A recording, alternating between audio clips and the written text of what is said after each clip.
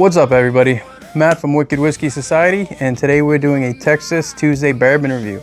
The bourbon ages so much faster in Texas than, let's say, Kentucky, so things end up tasting a lot younger. You get the tannins, you get the craftiness of it, which normally doesn't fit my palate. Not to say that I don't like Texas whiskey, but I really haven't found one that I absolutely love. Let's get into it. Let's see if this distillery from Llano, Texas can change my mind and maybe give me a whole different perspective of Texas whiskeys.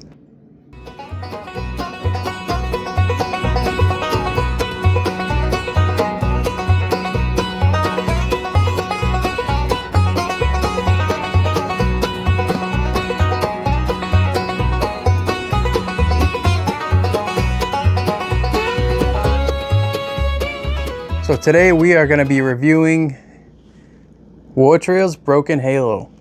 We'll start off with the 94 proof. This is a 4-year, 100% Texas grain. And then we have the barrel strength. So it's the same thing, the same mash bill, 4 years, just barrel strength. Real quick, I just want to thank Laurie and Bernard from War Trail Spirits for giving me the opportunity, sending me these bottles, giving a small time influencer like me an opportunity to review your products. I really appreciate it. And just to give you guys a little bit of information and history on them, Laurie is the master distiller, and Bernard basically does everything else, like the maintenance, the sales, the bartending. And if you've listened to other podcasts and other videos, he even says he's become quite the plumber. This distillery is in Llano, Texas, and they got their name because it sits just beside the Texas War Trail. I'm not going to get into the history lesson of it, but it's actually a very interesting story, and there's tons of history behind all of it. I would highly recommend looking into the Texas War Trail. And anyways, let's get to the bourbon. All right, so let's start off with the 94 proof Broken Halo. So again, this is a 4-year-old Texas grain to glass, a mash bill of 80% corn, 20% rye, and there's no malted barley. Again, that being said, with the malted barley, it tends to get funky if you age it in really intense heat. Therefore, it's just an 80-20% mash bill. One thing I notice on this is immediately is the color difference. The 94 proof is a lot lighter than the barrel strength. That also has to do with the proofing. Obviously they add water and they proof it down, but the color is completely different. All right, so let's get into this 94 proof Broken Halo. On the nose, so you get that craftiness. You can tell that it's a young aged bourbon. You get like a kettle corn that's almost like a sweet corn. There may be a little bit of some like roasted peanuts. Let's get to the palate. All right, so this is 100% my honest review. Just wanted to be authentic as possible and give you my honest review and my honest opinions. Again, I'm not a huge fan of Texas whiskeys, but I'm hoping maybe this will change my mind and open me up to trying different distilleries from Texas. So I get like a sweet corn and some little bit of orange. I'm not really getting a lot of caramel, but I'm definitely getting that rye spice in the back, all those bacon spices and everything. It's not bitter. You don't get a lot of tannins. It's not overpowering.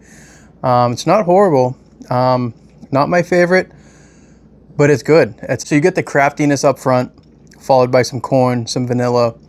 I want to say maybe a little bit of orange, but you get all that rye spice in the back palate.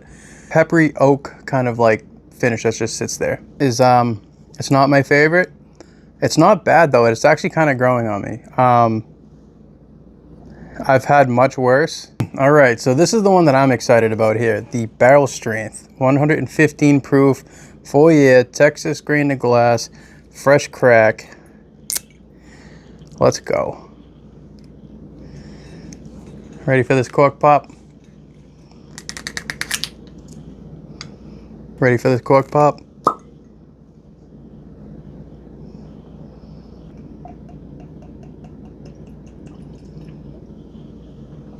This one I have high hopes for. I think I'm going to enjoy this one a lot more than the 94 proof.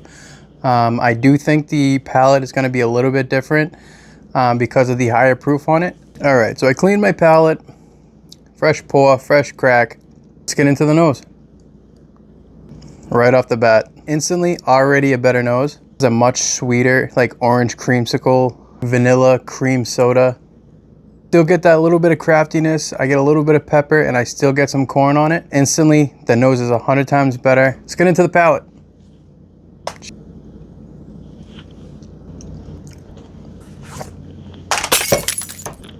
Shut your mouth. Here. 1 second. Real quick, Shut for a shut second. your mouth. I needed someone Wait, to shut your work mouth. with. Shut your mouth. I'm sorry. Okay, on the palate, you get that bourbon and the rye. You get candied orange, vanilla, the kettle corn. On the back, you get that rye. Very strong on the back. I'm getting tobacco, leather on the finish. It's almost like a buttery finish. It's very long, which actually is pretty good. I'm honestly pretty impressed. I knew I was gonna like this one more than the 94 proof, but I would definitely choose this barrel strength, I think. Did this change my whole outlook on Texas whiskey? I think it might have. I have very few favorites or very go-to whiskeys that I would drink from Texas. Still Austin being one of the only ones that I would normally grab. I've had a few others and they've normally steered me away from buying Texas whiskeys, just again because of the heat, the way it's aged. War Trail, I think he got something here with this barrel strength.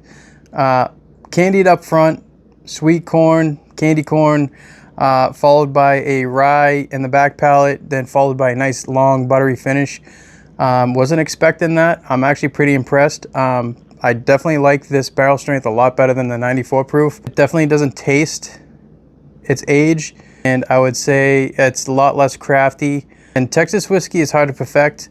I don't hate this. I was actually very impressed with this. I want to thank Laurie and Bernard for sending me these bottles to give them a taste. Try to change my mind on Texas whiskey. I definitely think you got my attention. Again, with the 94 proof, wasn't my favorite. I don't hate it, but that barrel strength, you definitely got something going there. And I know we've talked before on the Smoke Eater Cigar and Whiskey Club's live, and I've watched podcasts and I've been listening to you guys and following you guys. You got some really good stuff coming out. I believe you said it was like the Not Complicated or something like that. And there was another one that you said has a cotton candy type palate to it. I'm actually looking forward to those. I will definitely be grabbing a bottle of those when those drop. If you are a big fan of the craft distilleries, this is right up your alley. And that pretty much wraps it up for this Texas Tuesday bourbon review. And remember, take care of your friends, take care of your family, don't drink and drive, be responsible. And as always, it's more than what's in the glass.